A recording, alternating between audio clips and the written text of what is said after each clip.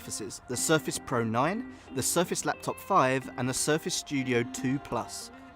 So that's exciting, but it's also the 10-year anniversary of Surface, a line that's become hugely successful and ambitious for Microsoft. So we wanted to know how's that changed over the last 10 years and what's coming next.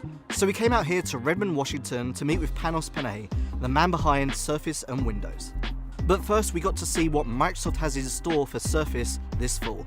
Out of the 3 new Surfaces coming later this month, the Surface Pro 9 really has the most changes, both on the outside and inside. New this year are colours across the entire Surface Pro device, so it's not just on the type cover anymore. That matches what we've seen on the Surface laptop, and I have a bit of a soft spot for the forest green colour and the new sapphire blue. If you really want to get fancy, there's even a special Liberty limited edition that has been laser etched with a custom design.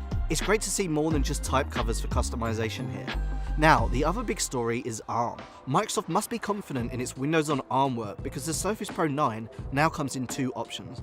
There's the regular Intel edition with 12th gen chips, or an ARM powered version powered by the SQ3, a chip designed by Microsoft and Qualcomm. That's right, the Surface Pro X has merged into the mainline, and the only real difference on the outside is that the ARM version feels a little bit lighter, but there's obviously some really big differences inside. Top of those differences is that the SQ3 Surface Pro 9 ships with 5G support for the first time. Now, we tested it briefly in Microsoft's Surface roadback room, where you can't see in or out of the windows, and 5G reception wasn't that great. But setup was seamless and just a matter of putting a SIM card inside. Unfortunately, you won't be able to get 5G support on the Intel version, as Microsoft is keeping this exclusive to the SQ3. The SQ3 version also has a neural processing unit, which is a fancy way of saying it can run AI tasks without hitting your CPU and GPU. Microsoft is bringing impressive background and portrait blur across all video conferencing apps on Windows with this SQ3 chip, and even a voice focus feature that is particularly good at removing background noise. We've seen similar efforts from Nvidia, Discord, Zoom and plenty of other apps, but all of those are hitting your CPU and GPU, whereas this is running separately on a chip. This is a big next step for Surface, but it's not a reinvention of the line that defined the last 10 years of tablets. So I asked Panos, where does the kickstand go over the next 10 years? I think the thing that will be here in 10 years is the need to create. The kickstand itself, it might be here, but it's more about how does a product adapt to you. So like when we did the kickstand, it was all about if we were going to move from consuming to producing, and you and I talked about this. I think the mode switching is here to stay, and the mode switching from leaning back to leaning in is my way of saying it. So creating versus consuming. Next up is the Surface Laptop 5. Much like the previous Laptop 4, this year's model will come in a variety of colours and options to pick between the 13.5 inch or 15 inch displays, an Alcantara material or a metal finish. There's a slightly lighter green sage colour that's new this year, alongside the regular matte black, sandstone and platinum Alcantara.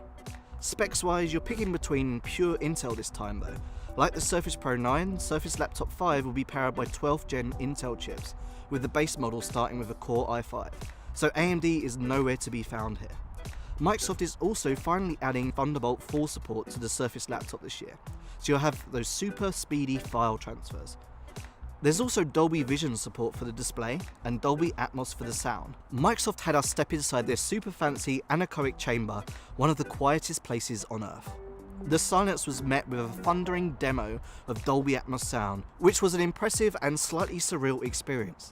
But this same Dolby Atmos support is also available on the previous Surface Laptop 4 model. Finally, Microsoft is refreshing its Surface Studio 2 with a new 2 Plus model.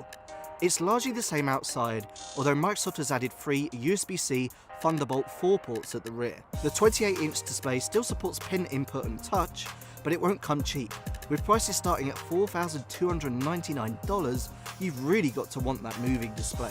Inside, the internals have also been improved, but as we're about to enter Intel's 13th gen era, the Surface Studio 2 Plus will only ship with 11th gen Core i7 H-series chips. Microsoft squeezes these chips into a tiny case below the display, so it says it went for reliability rather than the latest CPUs. Frankly, it's disappointing, but thankfully there's now an RTX 3060 inside with 6GB of VRAM. That's enough to power plenty of games at 1080p, and it should also be a step up for creative tasks. I'd still like to have seen something slightly more powerful though. I've been asking for Surface to take gaming seriously for years, and I think the Studio 2 Plus probably comes as close as we're going to get. But will Microsoft ever do a Surface gaming PC? Here's what I'll say. Our gaming customers on Windows are amazing. And like what we want now from the Windows side is to make sure we're doing things like direct storage or DX12 or just the elements.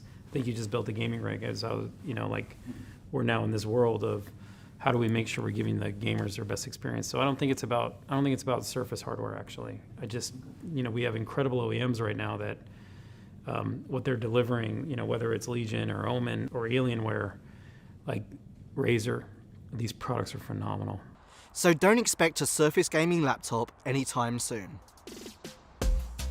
What I thought was most interesting about meeting with Panos and the Surface team this week is the revelation that Microsoft started Surface not just to take on the iPad with its own tablet. Panos tells me it began with a vision for a tablet, a laptop and a PC to uplift the entire ecosystem. The Surface team only shipped the original Surface 2-in-1 device a decade ago.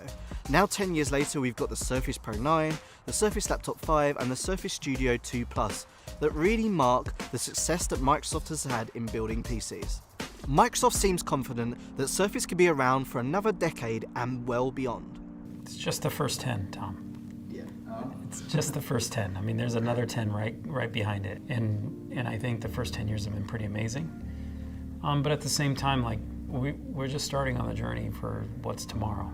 None of this success was guaranteed, and it was a huge risk that involved Microsoft engineers working in rooms without windows, but the result has changed the PC and laptop space forever. Everyone has copied the Surface Pro, and it's become the default 2-in-1 device now, thanks to Microsoft giving away its reference designs, pen technology, and much more. I thought I'd end my time by asking Panos about the haters. There were many people doubting Microsoft would even keep Surface around. And hey, there was Apple there saying that the Surface and Windows 8 were kind of like merging a fridge and a toaster. But now it's a $2 billion business. What do you say to all those sort of haters, shall we say? the doubt in the product and look where it is now. Yeah. So what do you say to that? I think I say thank you. That's what I say. Like, thank you. Thank you for motivating us, and thank you for being on this journey now. I think, don't get me wrong, like there's a little bit, I know there's a team here that has a bit of a chip, I'm sure, but it gets buried very quickly in the, what's next. Yeah, you believed in it, right? So. Yeah, we always believed, and we still do. Both the Surface Pro 9 and Surface Laptop 5 start shipping on October 25th and are priced starting at $999. And then there's the Surface Studio 2 Plus, which also starts shipping October 25th, but the prices there start at $4,299.